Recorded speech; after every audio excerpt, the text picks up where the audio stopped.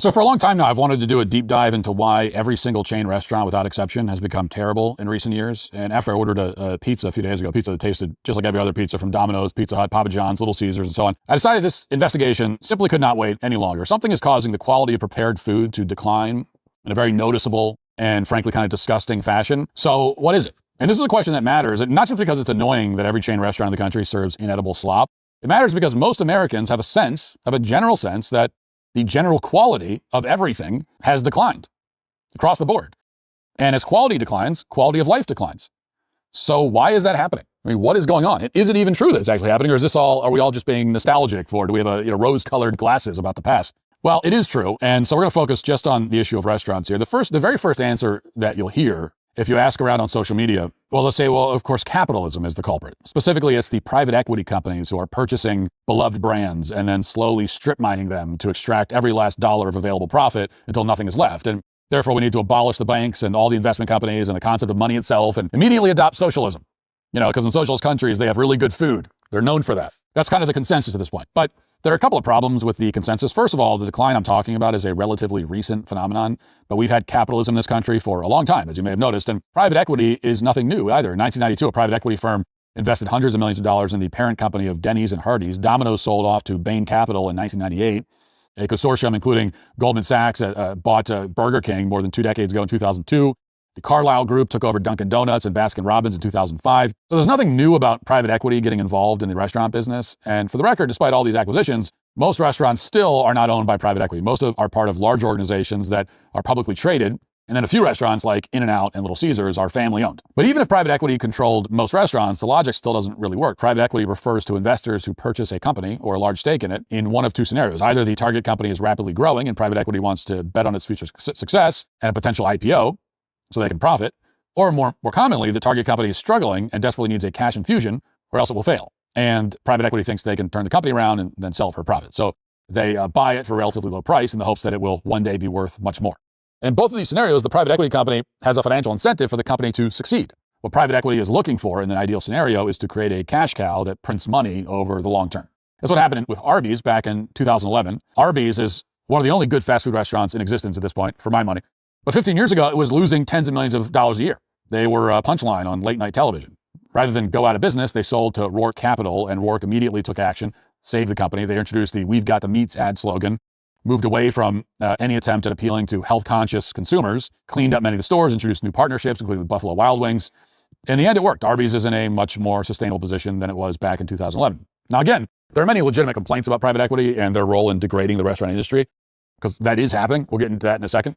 But we can't talk about those if we aren't honest about the whole picture. And right now, there's a lot of oversimplification that goes on. To give another example of what I'm talking about, consider the case of Red Lobster, which is often cited as a tragic casualty of private equity, even though it was always a garbage restaurant that no one actually liked.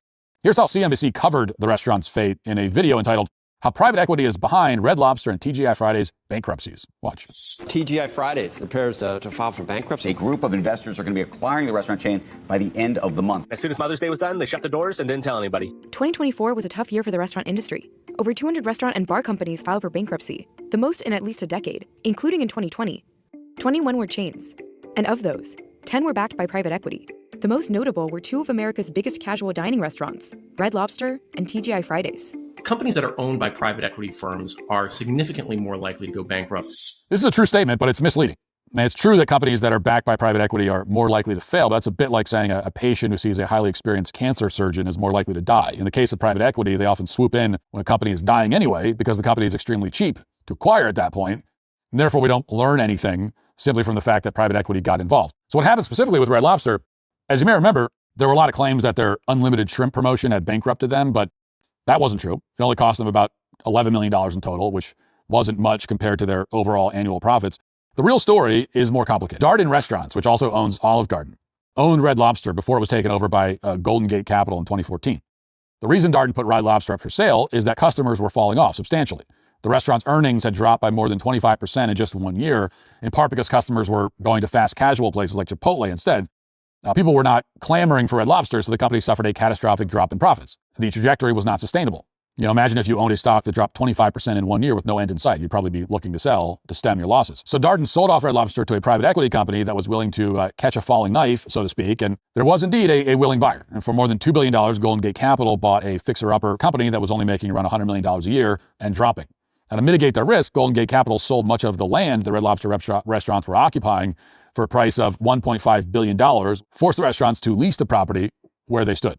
This is called a sale leaseback. It raised the risk for Red Lobster considerably, but it made the acquisition substantially less risky for Golden Gate Capital. And none of this was particularly unusual in the industry, as CNBC acknowledges in that video. The sale leaseback was not a particularly strange arrangement.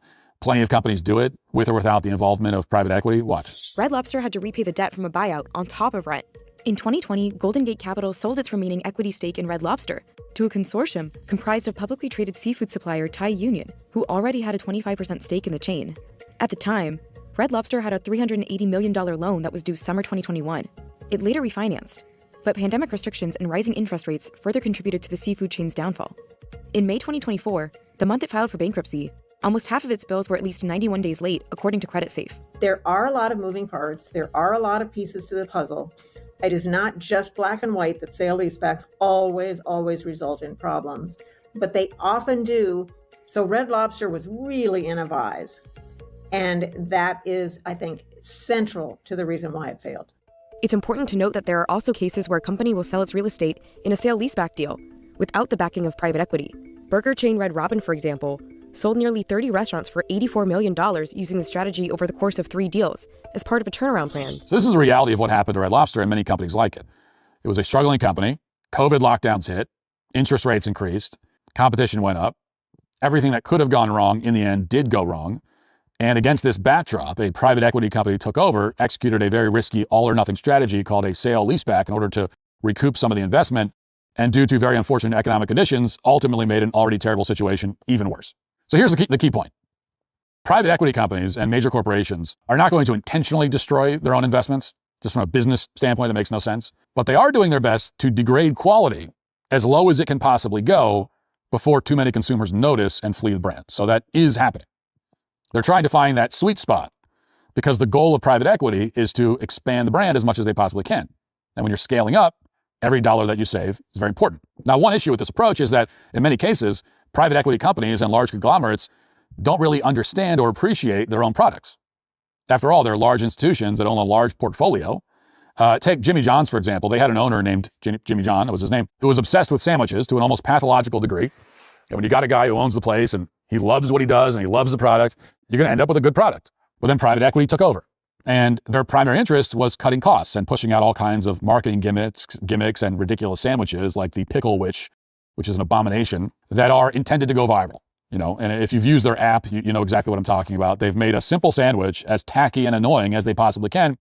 And, it might be it probably is getting them more sales, because that is ultimately when the private equity companies come in, they don't want to destroy the business. They just want to sell more. They want to make more money. The problem is that that's all they care about, is just making more money. They don't care about the quality of the product. And so in this case, it's destroying the company, or at least ruining their image in the eyes of millions of consumers. So the bottom line might be fine, but the quality of the product has gone down. Now, again, it's not that private equity wants to destroy Jimmy John's. Rourke Capital spent billions of dollars on it. So there's no reason to ruin the brand on purpose, but at some level, they can't help themselves. They're overstaffed with consultants and analysts, and eventually that becomes very apparent. People keep buying the sandwiches in large numbers, but more discerning customers are turned off, and then they complain on the internet like I'm doing right now, but most people still buy the product. Now, another factor which isn't talked about nearly enough is that the people who are working in fast food restaurants like Jimmy John's usually are not high school students anymore. That used to be the case. But now it's not a first job for kids who are eager to work for their first paycheck. Increasingly, these jobs are occupied by adult drug addicts. Now, ask anyone in the industry, and they'll tell you the same thing. According to the Substance Abuse and Mental Health Services Administration, 20% of food service workers reported using illegal drugs within the past month. 17% have a substance abuse disorder. 12% reported binge drinking in the past month. So we're not talking about someone who smokes a blunt every now and then, which you shouldn't do that either, but we're not talking about that. We're talking about hardcore drug abusers. And these numbers have gotten much worse in recent years post-COVID.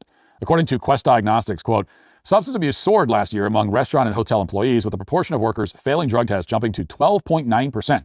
Marijuana use increased sharply with 17.3%. More hospitality workers testing positive for THC